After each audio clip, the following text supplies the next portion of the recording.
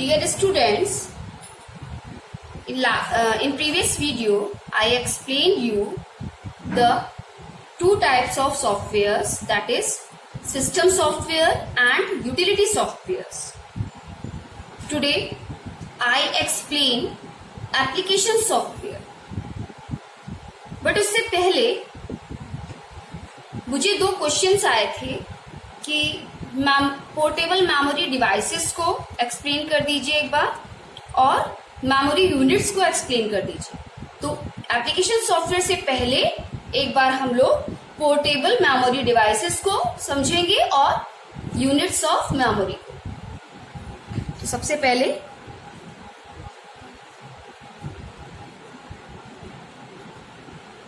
Portable memory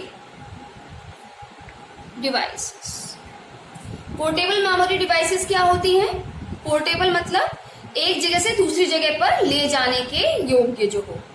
तो वो memory devices, जैसे आपने पहले हार्ड डिस्क के बारे में पढ़ा. हार्ड डिस्क क्या होती है? फिक्स डिवाइस होती है जो हमारे सीपीयू के अंदर, सीपीयू कैबिनेट बॉक्स के अंदर लगी हुई होती है. तो अब जो डेटा है हमारा वो वहां पे फिक्स हो गया.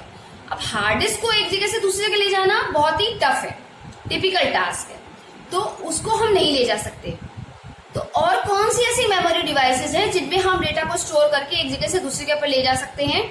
तो पहली तो हो गई आपकी सीडी, दूसरी हो गई डीवीडी, तीसरी हो गई पेन ड्राइव, चौथी हो गई मेमोरी कार्ड, पांचवी हो गई फ्लॉपी डिस्क,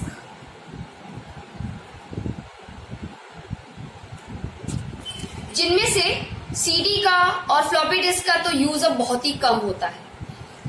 डीवीडी का भी बोले तो एक तरीके से बाकियों की मतलब पेन ड्राइव और मेमोरी कार्ड की तुलना में डीवीडी का भी प्रयोग कम होता है.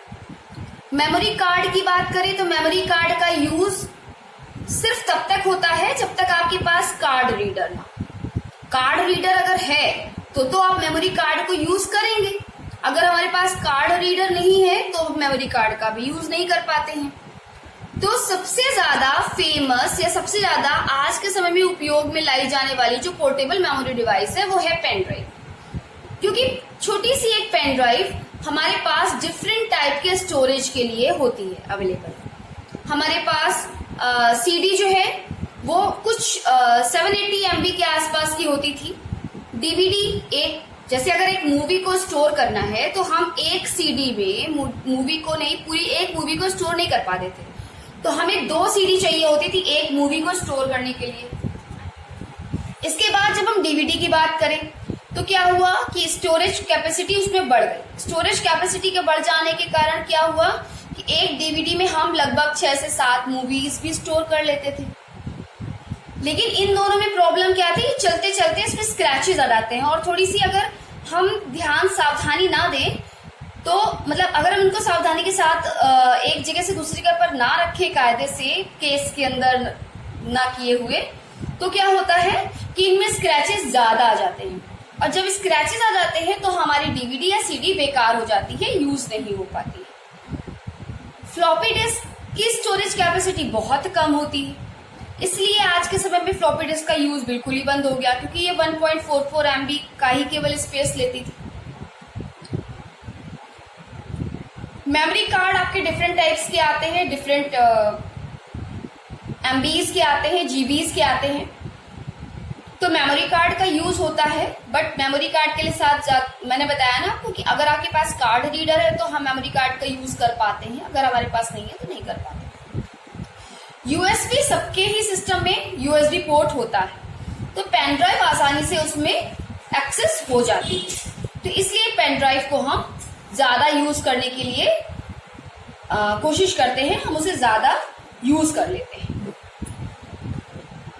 इसके बाद अब हम लोग बात करें तो यूनिट्स ऑफ मेमोरी की बात करें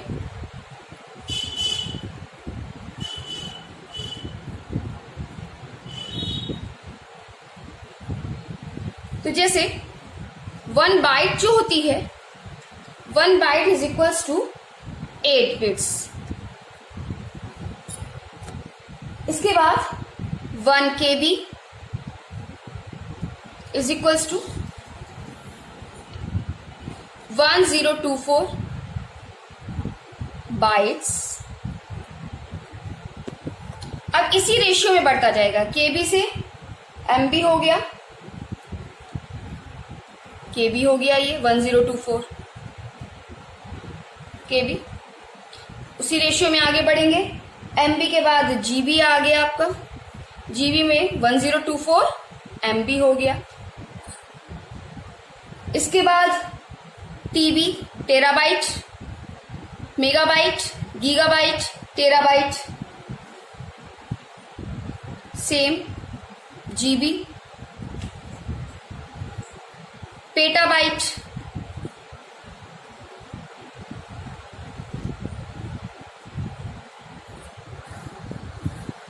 एक्साबाइट, EX प्रोनाउंसिएशन इसका जो है EX से है, EX एक्साबाइट। तो ये PB हो गया।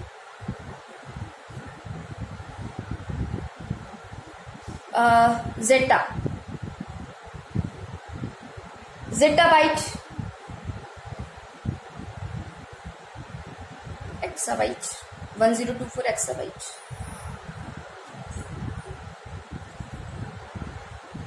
YB yottabyte is equals to Z, zettabyte हो गया। इसी के बाद brontobyte 1, brontobyte is equals to 1024 yottabyte. फिर 1 geopbyte, GEOP BYTE, geopbyte is equals to 1024 brontobyte. इस तरीके से आगे धीरे धीरे बढ़ता जा रहा है। फिलहाल ज्यादातर यूज में आने वाला आपका यहां तक है, TB तक। ये यूनिट्स बस पता होनी चाहिए, इसलिए आपको पता है, बता दिया है। अभी जो आपके पास ज्यादा एक्सेस होती है, आपकी हार्ड डिस्क की जो पावर है, मतलब स्टोरेज कैपेसिटी है, वो किसमें है? TB में। ठीक है, तो ये यूनिट्स ऑफ मेमोरी थी। इन्हीं के बीच में जो 1 byte is equal to 8 bits होता है और 1 KB, इनके बीच में भी हमारा एक 1 निबल भी होता है। 1 nibble is equal to 4 bits.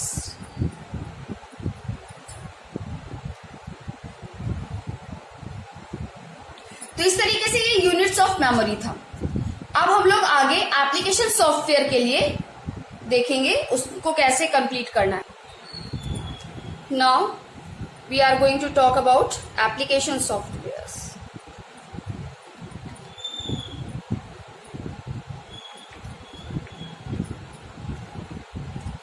Application software that is designed to accomplish a specific task. Application software वो सॉफ्टवेयर होता है जो किसी पर्टिकुलर एक टास्क को परफॉर्म करने के लिए यूजर वर्क करता है जिन पर। इसको 3 कैटेगरीज में बांटा गया है। First is general purpose,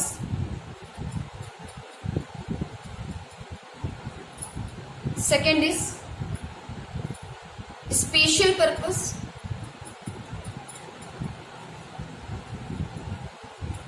and third is customized.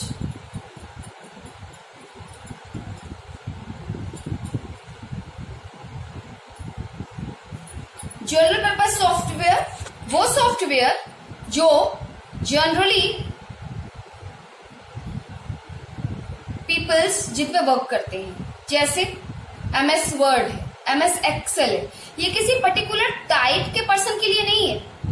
आप यूज कर रहे हैं, मैं यूज कर रही हूँ, कोई कंपनी में यूज कर रहा होगा, कोई और ऑफिस में यूज कर रहा होगा। तो मतलब जनरल पर्पस हर प्रकार के व्यक्तियों के कार्य करने के लिए सॉफ्टवेयर अवेलेबल होता है।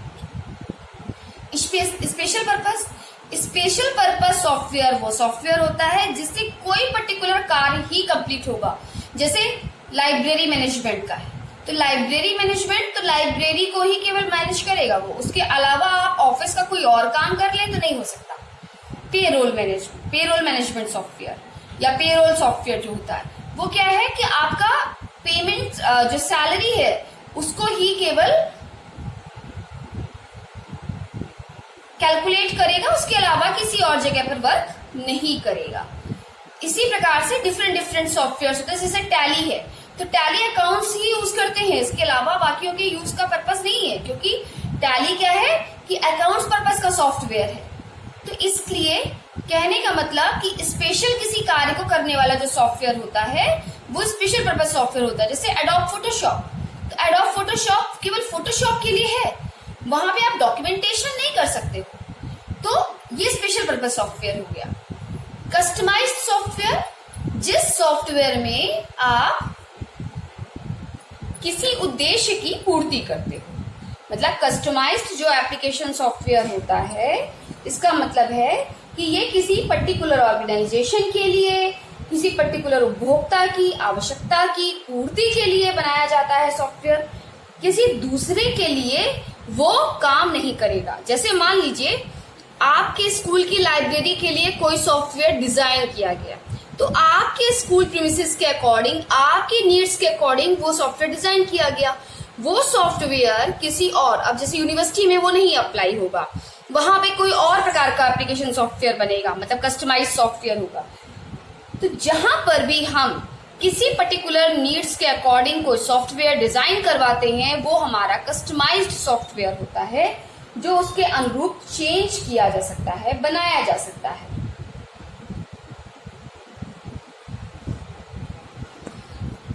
वर्ड प्रोसेसिंग प्रोग्राम मतलब कि वर्ड्स को प्रोसेस करने वाला program, where we enter text, edit text, format, print. Text के ऊपर जो भी हम ये प्रकार के काम कर रहे हैं ये सारे हमारे वर्ड प्रोसेसिंग प्रोग्राम में ही आएंगे। Actually it's used to organize the textual document, textual document को काम करने के लिए ये बिल्कुल टाइपराइटर के जैसे वर्क करता है, बट टाइपराइटर से थोड़ा और ज्यादा आगे हो जाता है, क्योंकि टाइपराइटर में हम एडिटिंग नहीं कर सकते, फॉर्मेटिंग नहीं कर सकते। वर्ड प्रोसेसिंग प्रोग्राम में हम टाइपिंग के साथ साथ एडिटिंग एंड फॉर्मेटिंग भी कर सकते हैं। इवन हम वर्ड्स को काउंट कर सकते हैं, स्पेलिंग्स को चेक कर सकते हैं। तो इस प्रकार से हम किसी भी लेटर को बना सकते हैं, किसी रिपोर्ट को जनरेट कर सकते हैं वर्ड प्रोसेसिंग प्रोग्राम्स के through. Second is spreadsheet programme.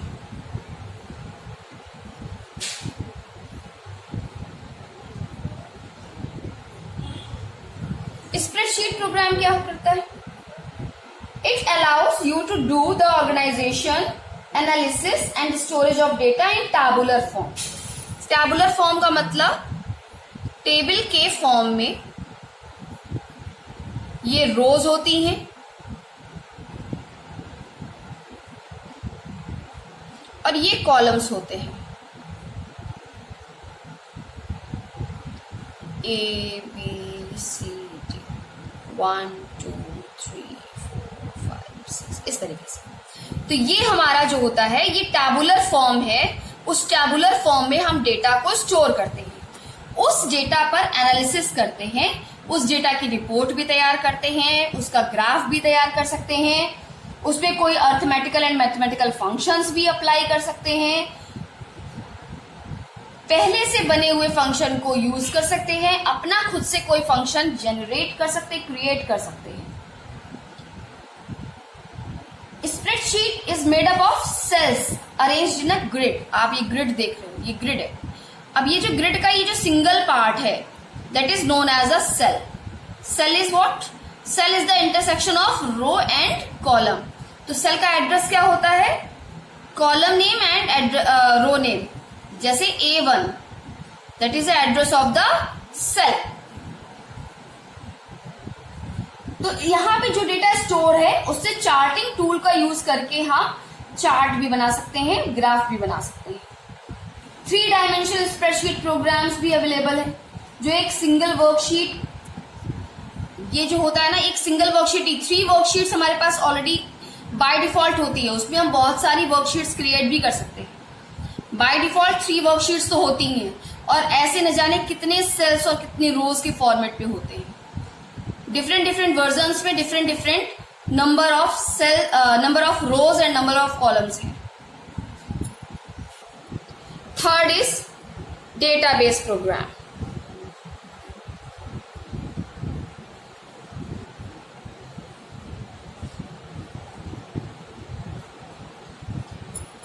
Database program का मतलब it is a logical collection of related information.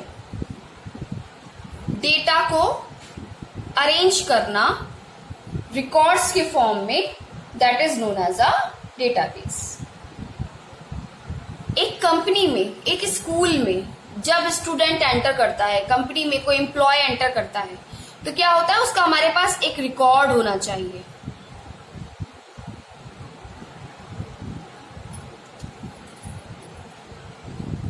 Record maintain होना चाहिए। Record means what? एक स्टूडेंट का नाम होगा, उसका एड्रेस होगा, उसकी एज यानी कि डेट ऑफ बर्थ होगी, उसका रोल नंबर होगा, उसका एसआर नंबर होगा, और इस प्रकार की अलग अलग और डिटेल्स होंगी। Father's name, mobile number, different चीजें। तो ये जो है, ये क्या है, एक स्टूडेंट के लिए इतनी सारी फील्ड्स हमारे पास अवेलेबल है। नेम एक फील्ड है, उसका नाम होगा। एड्रेस एक फील्ड है, उसका एड्रेस होगा। एज, उस एक बच्चे का की एज होगी, जिसका नाम है उसकी एज होगी। मतलब रिलेटेड इंफॉर्मेशन है ना। तो रिलेटेड इंफॉर्मेशन को एक साथ जब हमने ऑर्गेनाइज कर दिया, that is known as a single record. और इस प्रकार के कई रिकॉर्ड्स मिलकर के एक बनाते हैं डेटाबेस। डेटाबेस प्रोग्राम की आवश्यकता सॉर्टिंग करने के लिए, स्टोरिंग करने के लिए या रिट्रीविंग करने के लिए डेटा की होती। Sorting means, what is the mean of the sorting? Arrange data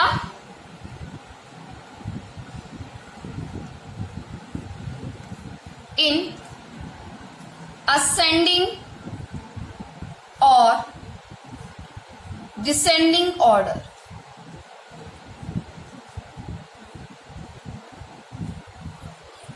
जैसे अगर स्टूडेंट का रिकॉर्ड है, हमने नेम के अकॉर्डिंग उसे सेट किया, तो हमने क्या किया, नेम को पहले अल्फाबेटिकली सेट कर दिया। तो हमारे पास एक स्टूडेंट का रिकॉर्ड पूरा अल्फाबेटिकली सेट हो गया कि ए से नाम होगा, फिर बी से होगा, फिर सी, जैसे डिक्शनरी फॉर्मेट पे होता है।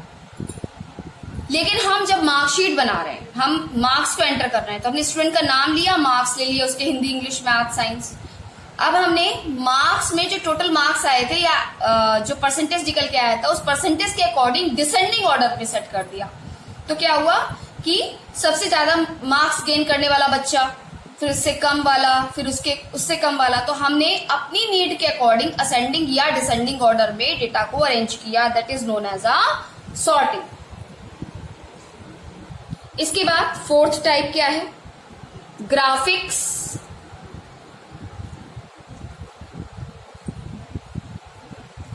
Multimedia and presentation programme.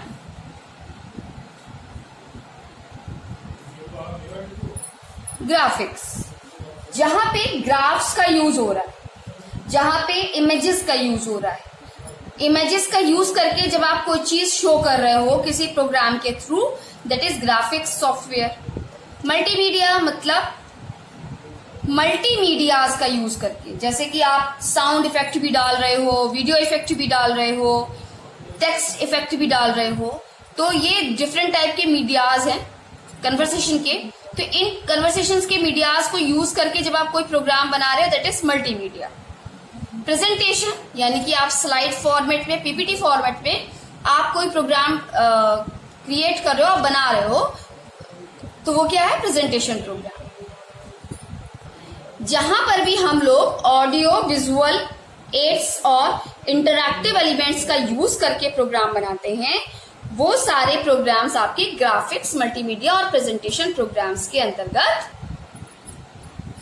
आते हैं। जैसे मल्टीमीडिया में आपके 3D ऑब्जेक्ट्स आप बनाना चाहते हो, मूविंग ऑब्जेक्ट्स बनाना चाहते हो। जैसे प्रेजेंटेशन में भी आपने देखा कि आपने एक स्लाइड ली, उस स्लाइड में बॉल एक यहां पर थी, उस बॉल पे आपने मोशन सेट कर दिया तो बॉल यहां से मूव करके पूरा एक चक्कर काट के इस तरीके से आ गई। तो ये क्या है, हमने मोशन सेट किया, तो वो क्या कर रही है, मूव कर रही है ना। तो बॉल को मूव कराने के लिए भी आप क्या कर रहे हो, यूज कर रहे हो कोई मूविंग ऑब्जेक्ट। तो इस तरीके के मूविंग ऑब्जेक्ट को यूज करना, फ्लैशेस को यूज करना, एनिमेशंस को यूज करना, एनिमेशन बनाना, तो इस तरीके की जो चीजें हम लोग यूज करते हैं ये मल्टीमीडिया सॉफ्टवेयर में आता है। प्रेजेंटेशन में आप टेक्स्ट पे इफेक्ट डालना कि पता चला है जो लेटर्स लिखे हुए हैं ये सब उड़ उड़ के एक एक लेटर आ रहा है। वीडियो में इफेक्ट डालना, ऑडियो में इफेक्ट डालना, इस तरीके के जो इफेक्ट्स हम डाल रहे हैं वो सारे इफेक्ट्स हमारे प्रेजेंटेशन प्रोग्राम में हम अप्लाई कर सकते हैं। Next is DTP software, desktop publishing software. Desktop publishing refers to the process of using the computer to create documents such as brochures, magazines. DTP package जो होता है वो पेज मेकर, कोरल ड्रॉ या Photoshops का use करके किया जाता है।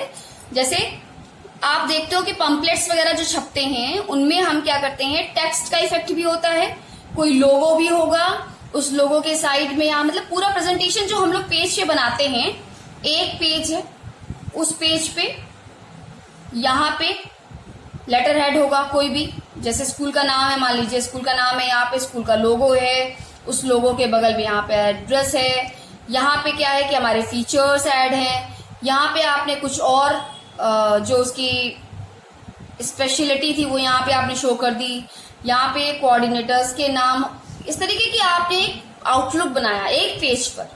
तो ये जो आउटलुक बन रहा है ये DTP सॉफ्टवेयर के थ्रू ही बन रहा है। Generally when you have to prepare a document you use the MS Word for word processing software, but if you want to add some extra effects then you use the DTP software. Next is browser.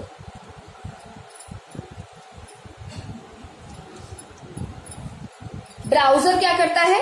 Browser is a type of application software that is used to explore, retrieve and present the information available on the web. Web पर उपलब्ध informations को retrieve करने के लिए browsers का use किया जाता है। यानी कि इंटरनेट पर किसी भी चीज को हमें सर्च करना है, उस टॉपिक से रिलेटेड जितनी इंफॉर्मेशन हम वहां से प्राप्त करनी है तो हम कहां से करेंगे, हम वेब ब्राउजर से करेंगे। ब्राउजर्स मतलब यहाँ पे आपके कौन से आ गए, मोजिला है, फायरफॉक्स जिसे आप कहते हो, गूगल क्रोम है, इंटरनेट एक्सप्लोरर है, नेटस्केप नेविगेटर है, ओपेरा मिनी है, इस तरीके की ये सारे आपके इंटरनेट वेब ब्राउजर्स होते हैं। They can display graphics as well as text. Graphics और टेक्स्ट बिल्कुल एक साथ यूज करते हैं। इसमें हम साउंड इफेक्ट, वीडियो इफेक्ट हो या कोई भी मल्टीमीडिया इफेक्ट हो, हम सभी प्रकार के इफेक्ट्स को यहाँ पर यूज करके एक्सेस कर सकते हैं। यूज्ड इफेक्ट को एक्सेस कर सकते हैं या हम खुद से बना सकते हैं। Next is PIM. PIM, what is PIM? Personal information manager. Personal information manager क्या करता है कि it helps you to organise information को ऑर्गेनाइज करने का काम करता है। तो ये तो थे हमारे सारे general purpose softwares. In general purpose softwares में से जैसे PIM है, इसमें क्या है, आउटलुक। आप आउटलुक पे अपना खुद का पूरा डिटेल स्टोर करके रख सकते हो। As also include calendar. खुद का कैलेंडर क्रिएट करने का क्या मतलब है यहाँ पे? कैलेंडर का मतलब कि आपके अकॉर्डिंग आप किसी डेट को आप हाईलाइट करना है, कोई रिमाइंडर लगाना है, तो वो रिमाइंडर्स को वहां पर आप कैलेंडर में सेट कर सकते हो। शेड्यूलिंग, जैसे मीटिंग्स को शेड्यूल करना या कोई डेट पर आप कोई इवेंट को शेड्यूल करना चाह रहे हो, उन सबको हम वहां पर ऑर्गेनाइज कर सकते हैं। कैलकुलेटर को यूज कर सकते हैं। तो सब ये PIM के अंतर्गत आता है, personal information manager, that is PIM। तो इस तरीके से जनरल पर्पस सॉफ्टवेयर हमारा यहाँ पे कंप्लीट होता है। नेक्स्ट वीडियो में हम लोग स्पेशल पर्पस सॉफ्टवेयर और कस्टमाइज्ड सॉफ्टवेयर के बारे में डिस्कस करेंगे।